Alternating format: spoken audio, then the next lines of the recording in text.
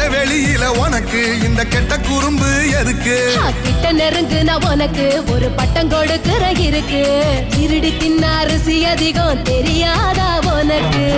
பொண்ண பெத்தவளை பார்த்தா கோயிலே கட்டு வேண்டியாத்தா. ஒன்னே பெத்தவளை பார்த்தா கோயிலே கட்டு வேண்டியாத்தா.